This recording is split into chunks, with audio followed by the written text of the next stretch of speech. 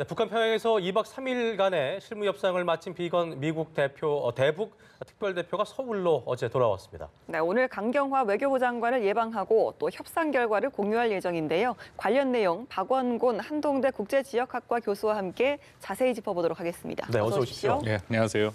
자, 잠시 후에 비건 대표가 이제 외교부에 도착할 것으로 보이고 어제 이 협상 결과를 강경화 장관이 공유할 텐데 그 얘기는 저희가 잠시 후에 저희가 짚어보도록 하고요.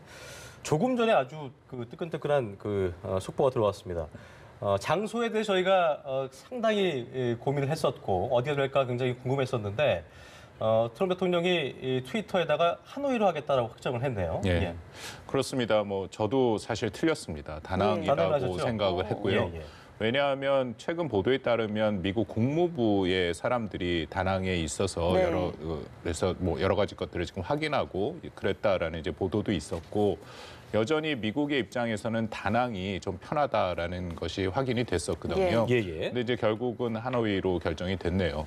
근데 한 가지 확실했던 것은 그 장소는 트럼프 대통령이 직접 발표를 할 것이다라고 생각을 했었습니다. 우리가 이제 두 가지 면에서 우리가 좀 살펴볼 필요가 있었는데요. 여태까지 왜 그러면 장소가 발표가 되지 않았는가? 두 가지 얘기가 있었죠. 하나는 다낭은 여전히 미국이 원하고 있었고 하노이를 북한이 원하고 있어서 양국의 그런 어떤 결정이 확인이 안 된 상태다. 그러니까 여전히 일종의 협상을 하고 있었다라는 것이고 두 번째는 김정은 위원장의 해외 방문은 이제 거의 비슷한 상황인데요. 마지막까지 그 정확한 장소랑 일자가 발표가 안 되죠. 네. 일자는 발표가 됐음에도 경호 문제 같은 것 때문에 정확한 장소가 얘기가 안 됐다라고 얘기를 했었는데 결국 하노이로 그 결정을 본 것은 북한이 좀 더 하노이에 대해서 선호도가 있었고 미국과의 협상에서도 하노이를 계속 주장을 했고 또 장소는 어떤 면에서는 그렇게 중요하지는 않습니다. 장소보다는 결국 협상에 어떤 합의와 내용이 나오느냐가 훨씬 중요하기 때문에 미국 측 입장에서도 다낭을 선언은 했겠지만 북한이 끝까지 하노이를 얘기를 한다면 그것을 구태여 그걸로 전체 회담의 분위기를 흐트릴 생각은 없었다라고 생각이 됩니다. 보니까 저희 연합뉴스의 9시 32분발 기사로 일 언론, 그러니까 후진 뉴스 네트워크가 미국 정부 관계자를 인용해서 평양에서의 어떤 북미 간 실무자 협의 결과 이곳으로 정해진 것으로 정해졌다고 전했는데 그러니까 아마도 이번 고위급 회담에서 정해진 거라고 좀 봐야겠네요. 그렇죠? 예상은 어느 정도 했습니다. 왜냐하면 지난번에 트럼프 대통령이 그 연두 연설에서는 이제 장소, 그러니까 베트남이라는 곳만 밝혔고 날짜만 밝히지 않았습니까? 그렇죠. 근데 왜 장소를 밝히지 않았느냐 한 것은 아마 실무 협상이 이제 비건 대표가 평양에 가서 한 내용을 좀 보고 최종적으로 좀 확인하는 그런 과정을 통해서 발표하지 않을까 했는데 그 예상이 맞았습니다. 그 의미는 일단은 실무회담에서 어느 정도 좀 진전은 있었다라고 판단이 되고요. 왜냐하면 비건 대표가 어저께 밤에 와서 이제 본국에 보고를 한 그 이후에 지금 이제 트럼프 대통령이 결국 우리 시간으로 오늘 아침에 발표를 한 것이니까 나름대로 실무 협상의 결과를 듣고 최종적으로 확인한 것이다라고 그런 생각이 듭니다. 자, 아마도 이게 하노이로 된 거. 물론 아까 이제 교수님께서 장소보다는 의제 같은 것이 더 중요하다고 말씀하셨습니다만 어쨌든 장소도 항상 상징적 의미가 있기 때문에 북한 대사관이 아마도 거기 위치해 있는 하노이에 있는 것도 큰 것으로 작용을 했겠지요? 네, 북한의 입장에서는 그것이 가장 큰 요소죠. 왜냐하면 작년에 했던 6.12 북미 정상회담도 우리가 한번 돌이켜볼 필요가 있는데요. 6.12 바로 그 직전 밤까지도 북미 간의 협상이 있었습니다. 그러기 위해서는 북한의 입장에서는 대사관이 분명히 있어야 되고 그래서 협상단관의 원활한 의사소통을 할 수 있는 그런 여러 가지 제반 여건이 마련돼야 되는데 다낭 같은 경우에는 북한의 입장에서 일종의 뚝 떨어진 곳에 그냥 가게 되는 것이죠. 그렇기 때문에 실무협상단을 보내도 김정은 위원장한테 보고 채널도 정확하지 않고 여러 가지의 어려움이 있었다라고 생각이 됩니다. 일단 하노이 결정이 됐다는 것 자체가 일단은 미국 측이 좀 한 수를 접어줬다 이렇게 보여지기도 하는데요. 아무래도 협상이다 보니까 다른 부분에서의 미국 측이 좀 요구를 북한이 들어줬기 때문에 장소는 또 북한 측이 원하는 쪽으로 결정됐다. 이런 부분에 대해서는 어떻게 보십니까? 글쎄 그 가능성도 배제할 수는 없는데 말씀드린 것처럼 장소 자체는 이제 크게 핵심은 아니었습니다. 일단 베트남이라는 곳을 정하는 게 오히려 미국과 북한의 입장에서는 중요한 문제였죠. 이제 베트남에서 어느 곳을 가느냐가 핵심이었는데 지난번 또 6.12 북미 정상회담을 우리가 한번 생각해 보면은 싱가포르로 장소를 정했습니다. 왜냐하면 싱가포르는 도시 국가이기 때문에 싱가포르라는 곳에서 어디서 하는지가 이제 뭐 한 열흘 전에 발표가 됐지만 싱가포르라는 장소는 정해진 거죠. 그런 의미로 따지면 이번에도 베트남이라는 국가는 정해졌는데 이제 장소가 어디냐. 사실상 뭐 크게 북미 간의 것이 충돌할 만한 의제는 아니었다라고 생각이 됩니다. 그리고 뭐 저희가 항상 그 보도를 통해서 교수님께서도 좀 예측을 못하셨다고 말씀하셨습니다만 거기 이제 또 그 인터컨티넨탈 호텔을 그 수백 채를 또 다 예약을 미리 했다고 해서 이게 된 게 아닌가라는 생각이 들었었는데 또 이게 변경이 됐네요. 예, 제가 알기로는 지금 국내 뭐 연합뉴스도 비롯해서 다들 그 이미 다낭에 숙소를 예약을 다 했다라고 얘기를 들었는데 그래서 우리의 예상이 좀 빗나간 부분이 있고요. 다낭이 계속 얘기가 됐던 게 역시 경호에 대해서 다낭이 편한 부분이 있다. 그 한 길만 딱 막으면 되고 그건 이제 지난번에 했던 싱가포르의 센토사 섬이랑 비슷한 상황이고요. 그렇죠. 또 뭐 베트남에서 사실 다낭을 강력히 밀었다는 얘기도 있거든요. 그 휴양지이기 때문에 광고 효과가 엄청납니다. 지난번 싱가포르도 한번 하고 나서 이미 유명하긴 합니다만 이미 유명하고 훨씬 세계적으로 더 주목을 받을 수 있는 그런 입장이었다라고 하는데 결국 이제 하노이로 결정이 됐네요. 예, 알겠습니다. 2차 북미 정상회담을 앞두고 평양에서 고위급 회담을 하고 온 스티븐 비건 대북 정책 특별 대표가 지금 이 시각 이제 강경화 외교부 장관을 만날 겁니다. 북미가 평양에서 어떤 얘기를 구체적으로 했을지가 참 궁금한데 어떤 얘기가 좀 오갈 거라고 좀 예상을 하고 계세요? 뭐 이미 가기 전에 의제는 확실했죠. 결국은 상응 조치 여부를 논의하겠다라고 비건 대표가 지난 이제 1월 30일 스탠포드 대학 연설에서도 얘기를 했었고 그렇기 때문에 지금 뭐 보도에도 나왔습니다만 북한이 얘기하고 있는 비핵화 조치, 특히 뭐 영변이 지금 핵심으로 떠오르고 있는데. 영변 시설과 또 영변 넘어서라는 표현도 나오지 않습니까? 비욘드 영변. 영변 넘어서라는 거는 북한이 이제 생산하고 있는 핵 관련 시설, 핵 물질 관련 시설, 그것은 이제 플루토늄과 고농축 우라늄 시설을 의미를 하는데, 그러니까 영변을 포함해서 그 모든 시설에 대한 일단은 폐기를 당연히 미국의 입장에서는 요구를 할 것이고요. 거기에 따르는 상응 조치로 북한은 다른 것을 다 배제하고 결국 경제 제재 해제입니다. 최근까지 북한의 모든 매체에서 하는 얘기는 동일하게 경제 제재 해제고요. 뭐 미국이 지금 제공을 할 것으로 알려져 있는 예를 들어서 연락사무소라든지 아니면 종전선언도 사실 북한의 입장에서는 관심이 좀 떨어집니다. 그러니까 결국 핵심은 영변을 어떤 수준에서 얼마만큼 혹은 또 영변 이외를 어느 정도 포함하고 거기에 따라서 북한에게 어떤 제재 완화 상응 조치를 미국이 줬느냐 그것이 핵심인데 글쎄요 그거는 그렇게 간단한 문제는 아니다라고 생각이 됩니다. 어쨌든 한반도 평화 구축과 어떤 그 북미 관계의 개선보다는 경제 제재를 좀 해제한 게 북한 입장에서 가장 시급하다. 이렇게 볼 수 있는 거겠지요. 그렇죠. 북한의 입장에서는 지금 경제적인 압박을 상당히 받고 있고 그리고 뭐 연락사무소 같은 경우에는 지난 1994년 제네바 합의에서도 연락사무소 개설을 합의한 적이 있습니다. 그런데 결국은 무산된 게 북한이 적극적이질 않았어요. 그러니까 북한의 입장에서는 또 미국의 외교관들이 평양에서 오고 간다라는 것이 나름대로 부담이 됐기 때문에 그 협상 상황을 보면 이제 북한 측에서 오히려 북측에서 협상을 적극적으로 하지 않은 면이 있어서 지금도 뭐 비슷한 상황이라고 생각을 합니다. 연락사무소 자체가 북한한테는 이제 큰 어떤 인센티브가 되지 못한다라는 것이고요. 종전선언도 뭐 북한이 나름대로 의미를 부여했습니다만 작년 6.12 북미 정상회담 이후부터는 종전선언에 대해서 얘기가 좀 많이 줄어든 그런 상태입니다. 그리고 북한의 입장에서는 어쨌든 경제 제재 압박이 지난 1년여 지금 지속이 돼 있고 그리고 작년 최종적인 북한 경제 성장률이 나오지는 않았지만 전문가들 사이에서는 최소 마이너스 5%로 경제가 매우 어려워졌을 것이다라고 예상이 되고요.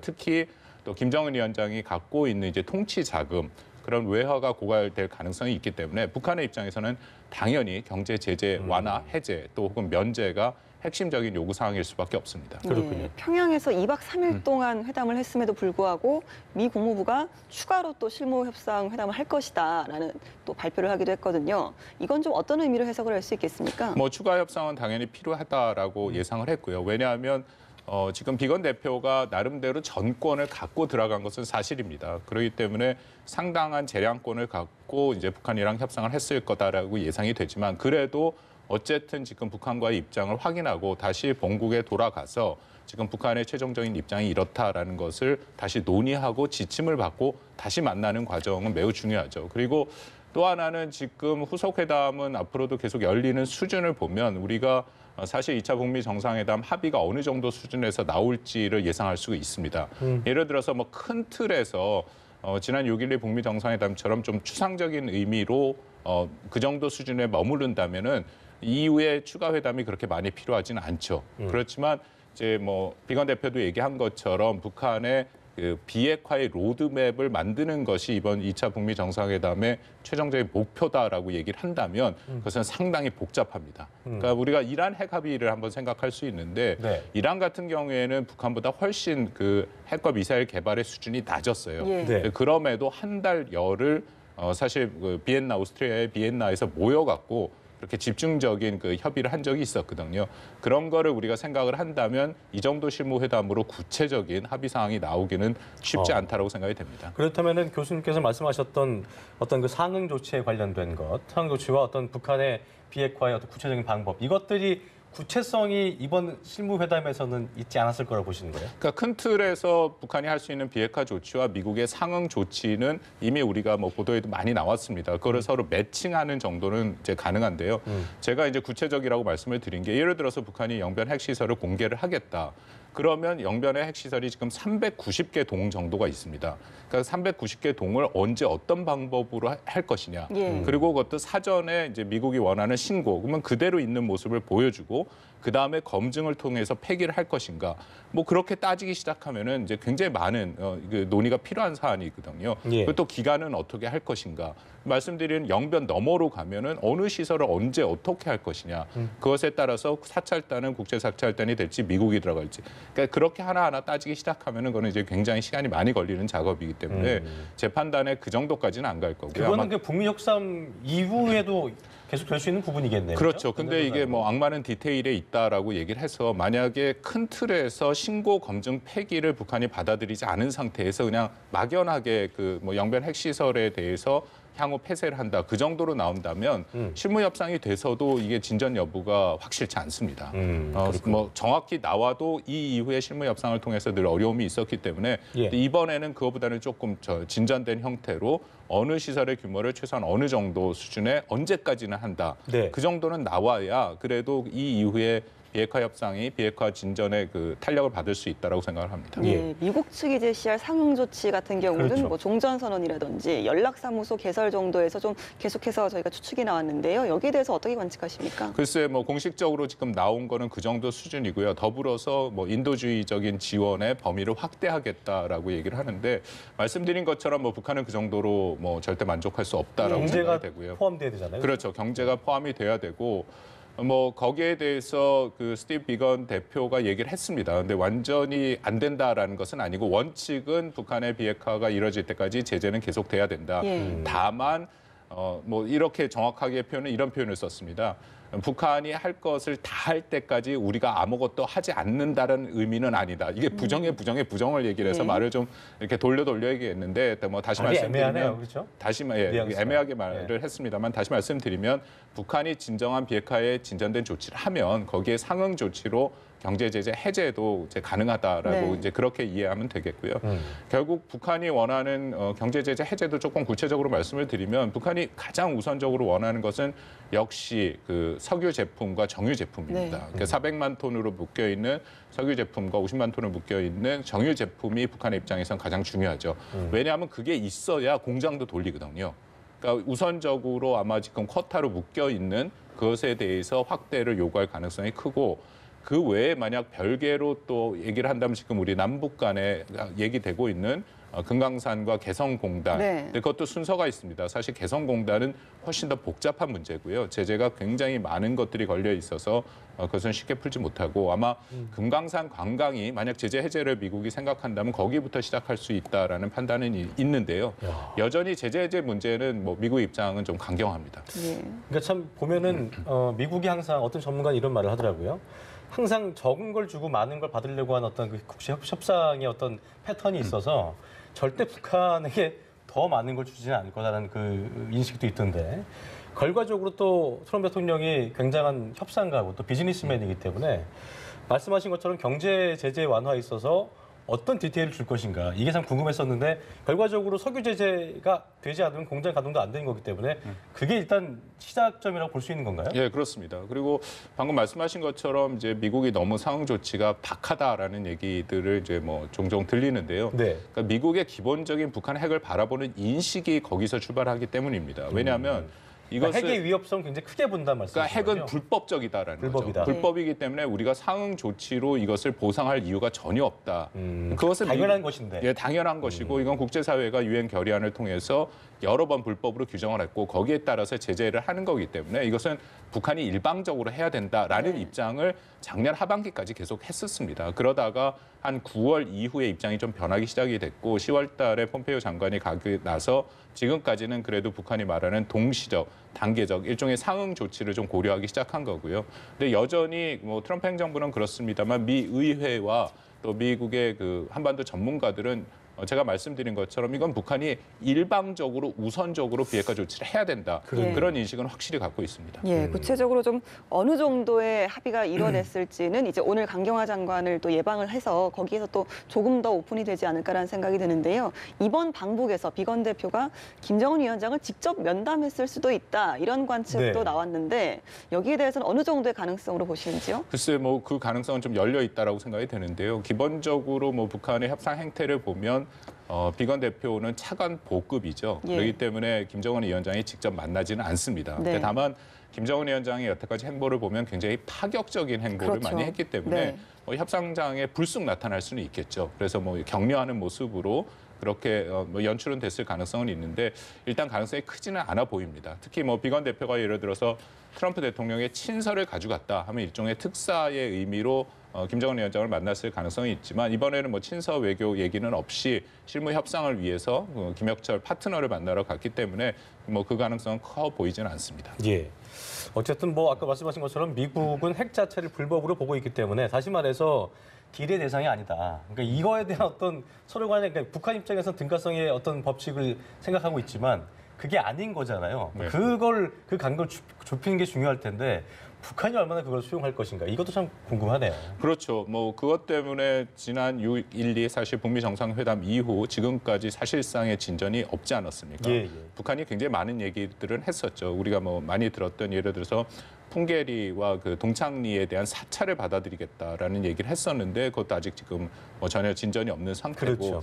그 모든 것은 북한의 입장에서는 상응 조치. 그것은 지난 9.19 평양 공동선언에도 나와 있습니다. 그러니까 북한의 입장은 저는 굉장히 일관되다라고 생각이 되거든요. 작년 6월부터 시작해서 9.19 평양 공동선언까지도 지금까지도 굉장히 일관된 입장인데 9.19 평양 공동선언의 핵심은 미국의 상응 조치가 있을 경우에 그러면 영변 핵시설과 추가적인 조치를 할 수 있다라고 돼 있거든요. 그거는 지금 뭐 비건 대표가 가기 전에 했던 얘기랑 저는 같다라고 봅니다. 그러니까 결국은 뭐 지난 10월 달에 폼페이오 장관이 김정은 위원장을 만났을 때 그런 얘기가 나왔다. 영변 핵시설과 더불어서 이제 고농축 우라늄 시설과 플루토늄 시설을 다 공개할 수 있다라고 얘기를 했다는 것은 결국 9.19 공동성명에 나온 영변 핵시설 더불어 추가적인 조치다라는 거죠. 근데 핵심은 계속 말씀을 드립니다만 미국의 상응 조치가 있어야 된다.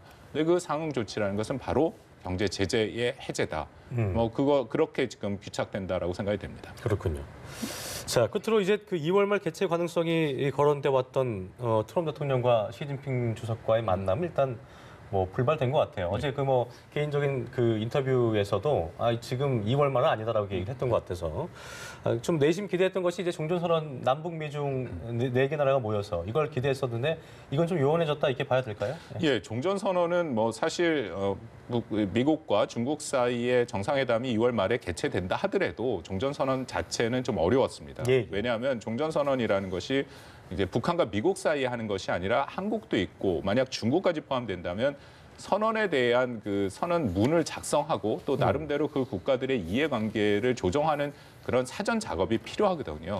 또 하나는 지금 미국과 중국 사이의 가장 핵심은 무역 전쟁입니다. 3월 1일 지나면 당장 2천억 불의 중국 수출품에 대한 수입품에 대한 관세가 10%에서 25%. 그건 아주 본격적인 미중 간의 무역 전쟁의 핵심이거든요. 그러니까 물론 한반도 문제는 중요하지만 미국과 중국의 입장에서는 일단 그 무역 문제 또 전쟁 문제를 일단 해결하는 것이 핵심적인 그 관심 사안이었다라고 생각이 됩니다. 예. 네, 오늘 말씀 여기까지 듣도록 하겠습니다. 네. 평양에서 2박 3일 실무 협상을 마치고 돌아온 비건 대북 특별대표, 오늘 또 어떤 이야기를 내놓을지 주목을 해봐야겠습니다. 예, 예. 박원곤 한동대 교수였습니다. 고맙습니다. 고맙습니다. 감사합니다.